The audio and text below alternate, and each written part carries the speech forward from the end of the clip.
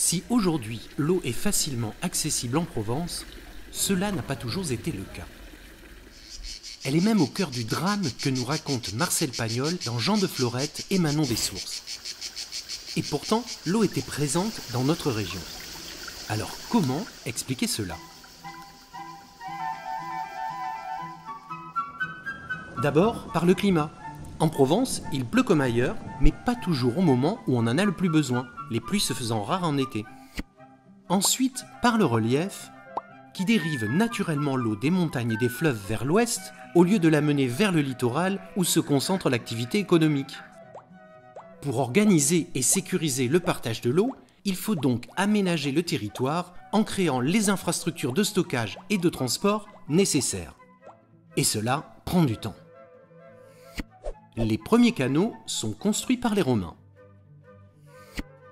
Mais c'est au XVIe siècle que l'ingénieur Adam de Craponne imagine la création d'un canal qui permettrait d'irriguer les terrains et d'alimenter les villes les plus éloignées comme Aix-en-Provence ou Marseille en dérivant les eaux de la Durance.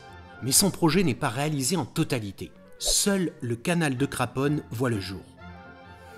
Pendant 3 siècles, 14 projets subissent le même sort, par faute de financement, mais aussi à cause d'obstacles techniques insurmontables à l'époque. Des canaux sont néanmoins construits pour l'irrigation des cultures, mais ils ne couvrent pas tous les besoins. En été, la sécheresse frappe toujours la Provence et les restrictions d'eau sont encore nombreuses. Au XIXe siècle, afin de répondre aux besoins de leur population, Marseille puis Aix-en-Provence décident de construire leur propre canal, le canal de Marseille et le canal du Verdon. Mais la Provence se développe et l'eau manque toujours pour satisfaire ces nouvelles demandes. En 1955, les départements du Var et des Bouches-du-Rhône et la ville de Marseille décident de mettre en commun leurs droits d'eau. 2 ans plus tard, la Société du Canal de Provence voit le jour. La construction du canal de Provence va pouvoir commencer. Ce projet titanesque, rendu possible par l'aménagement de la Durance et du Verdon par EDF, compte 200 km d'ouvrages principaux, dont 2/3 de galeries et 5000 km de canalisation enterrée, mais également des barrages, des réserves et des stations de traitement.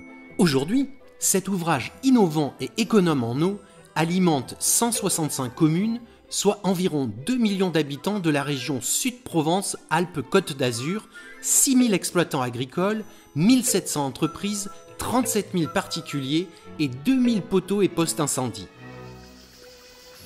Grâce à l'eau transportée par la SCP, nous buvons, nous arrosons nos jardins, nous irriguons les terres agricoles, nous développons des activités économiques ainsi que les énergies renouvelables.